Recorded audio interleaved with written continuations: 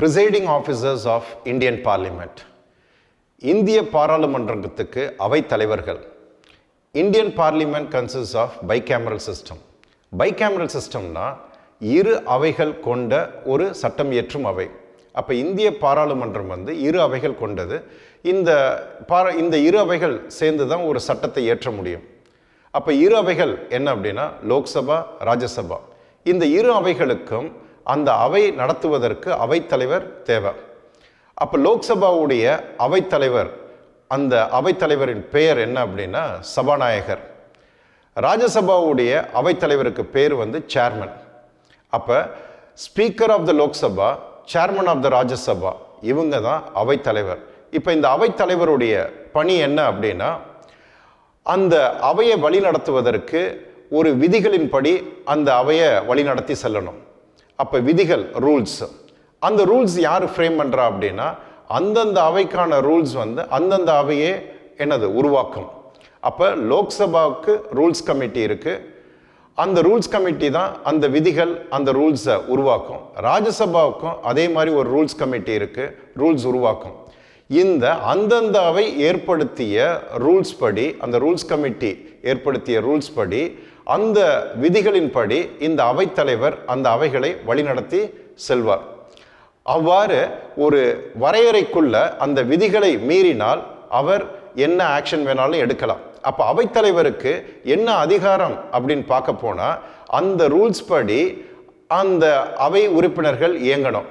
அந்த ரூல்ஸை மீறினால் அந்த அவைத்தலைவர் அதற்கு என்ன பனிஷ்மெண்ட்டோ என்ன தண்டனையோ அதை உட்படுத்துவார். லோக்சபா, ராஜ்யசபா அந்த அவைத்தலைவர்களுடைய முக்கிய பணி என்ன அப்படின்னா அந்த அவையை வழிநடத்துதல். அந்த அவையை எப்படி வழிநடத்தணும் அப்படின்னா ரூல்ஸ் படி.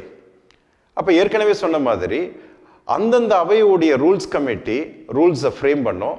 அந்த ரூல்ஸ் படி அந்தந்த அவைத்தலைவர், லோக்சபாவுக்கு ஸ்பீக்கரும் ராஜ்யசபாவுக்கு சேர்மனும் அந்த ரூல்ஸ் படி அந்த அவையை நடத்தணும். அப்போ ஒரு நாளைக்கு கூட்டத்தொடர் சுமார் 11 மணிக்கு ஆரம்பிக்கும். அப்போ அவைத்தலைவருடைய முக்கிய பணி, இப்போ லோக்சபா ஸ்பீக்கருக்கு இல்லை ராஜ்யசபாவுடைய சேர்மனுக்கு அந்த அவை தொடக்கத்தில் முக்கிய பணி என்ன அப்படின்னா அந்த அவை தொடக்கத்திற்கான முக்கிய என்ன தேவை அப்படின்னா குவாரம். குவாரம் அப்படின்னா மினிமம் அட்டெண்டன்ஸ். அப்போ அந்த அவையை தொடக்கத்துக்கு என்ன தேவை அப்படின்னா எப்போ தொடங்கலாம் அப்படின்னா அந்த குவாரம் மினிமம் அட்டெண்டன்ஸ் இருந்தால் தான் பண்ண முடியும். நம்ம கான்ஸ்டியூஷன், இந்திய அரசியலமைப்பு சட்டத்தில் இந்த குவாரத்துக்கு என்ன மினிமம் அட்டெண்டன்ஸ் சொல்லியிருக்காங்க அப்படின்னா அந்த அவையுடைய மொத்த உறுப்பினரில் 10ல் 1 பங்கு நிச்சயமாக உறுப்பினர்கள் இருந்தால் தான் அந்த அவையை நடத்த முடியும்.